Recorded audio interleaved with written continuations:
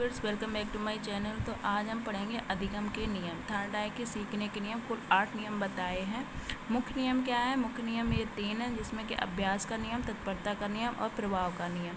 गौण नियम इन्होंने 5 बताए हैं। बहुमान, अंश, सादृश, साहचर्य। बहु अनुक्रिया का नियम, मानसिक स्थिति का नियम, आंशिक क्रिया का नियम, सादृश अनुक्रिया का नियम, आत्मीकरण का नियम जिसको बोलते हैं, साहचर्य स्थानांतरण का नियम।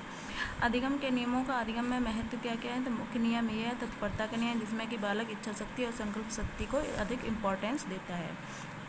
तत्परता का नियम इंटरनल और पॉजिटिव वाइब्स को इम्पोर्टेंस देता है, यानी पॉजिटिव वाइब्स आती हैं। तत्परता यानी कंसिस्टेंसी से। अभ्यास का नियम, यह नियम विषय वस्तु और कार्य के दोहराव पर बेस्ड है, रटने की प्रवृत्ति पर अधिक बल देते हैं। इसको हम उपयोगिता का नियम भी कहते हैं, अनुपयोगिता का भी नियम, ये दोनों में होता है।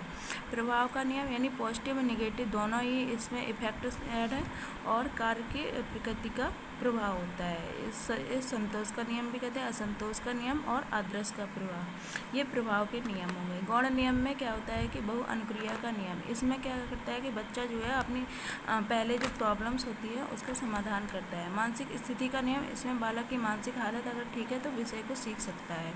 आंशिक क्रिया का नियम, इसमें सिलेबस को वो छोटे छोटे पार्ट्स में डिवाइड करके स्टडी करते हैं। आंशिक क्रिया का नियम विश्लेषण विधि पर आधारित है, जितना अधिक एनालिसिस करेंगे उतना हमको अधिक ज्ञान होगा।